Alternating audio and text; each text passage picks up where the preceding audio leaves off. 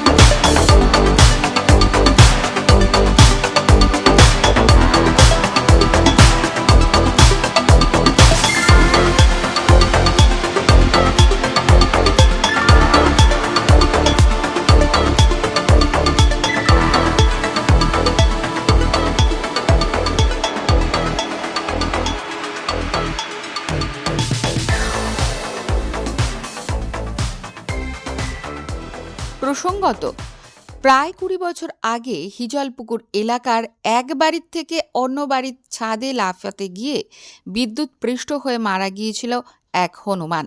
স্থানীয়রা বহু যত্নে তাকে সমাধিস্থ করেন। পরবর্তীতে ওই সমাধিকে কেন্দ্র করেই বজরংবলী মন্দির গড়ে ওঠে বলে জানা গিয়েছে। আমরা কথা বলেছিলাম মন্দিরে আগত পুজোয় ব্রতী এক ভক্তের সঙ্গে। আমি জয়গাছি রথতলা থেকে এসেছি। আর এখানে বাবার কাছে আমি প্রতি মঙ্গলবার আসি, আর এই বছরের জন্য তো অপেক্ষা করে থাকি।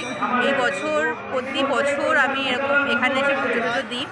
আর আমার এখানে এত ভালো লাগার, আমি এত উপকার পেয়েছি। আপনারা যারা এখন অবধি আসেননি তারা একবার হলেও আসবেন, আপনাদের মনস্কামনা পূরণ তো হবেই, তাছাড়াও এখানে আসলে আপনাদের একটা অদ্ভুত একটা অন্যরকম হবে, সেটা একবার হলেও এখানে আসতে হবে।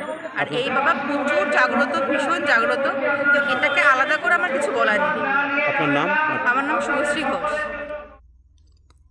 উৎসব কমিটির সম্পাদক আকাশ বণিক জানিয়েছেন, এবছর পুজোর ২০তম বর্ষ। এবছর আমাদের ২০তম বর্ষে পদার্পণ করলো মহাবীর সেবা সমিতি হনুমান মন্দিরের বর্ষপূর্তি উৎসব। সকাল থেকে হাজারে হাজারে মানুষের ঢল নেমেছে। সকাল ৮টা থেকে আমাদের সূর্য পুজোর মধ্যে দিয়ে আমাদের পুজো শুরম্ভ হয়েছে। তারপরে বাবাকে স্নান করানো হয়েছে বাবাকে। তারপর বিশেষ পুজো পাঠের মধ্য দিয়ে আপামর ভক্তদের জন্য পুজো শুরু হয়েছে সকাল 10টা থেকে।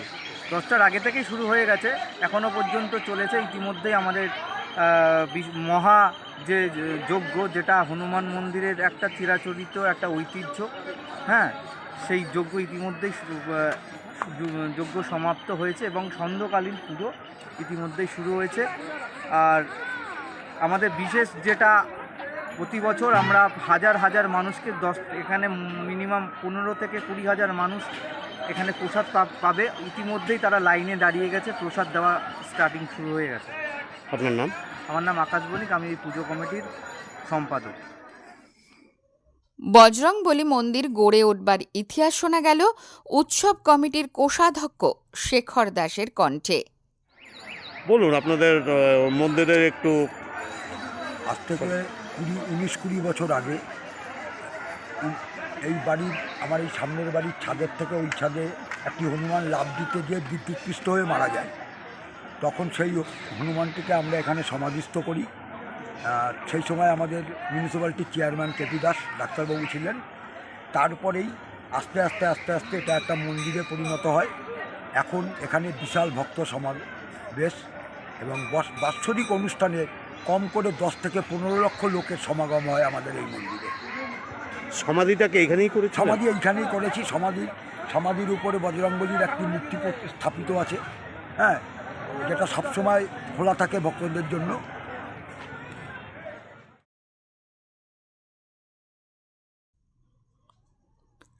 নন্দিনী পালের রিপোর্ট, সঙ্গম নিউজ। মন্ত্রে নয়, বিশ্বাস কণ্ঠে ও কলমে।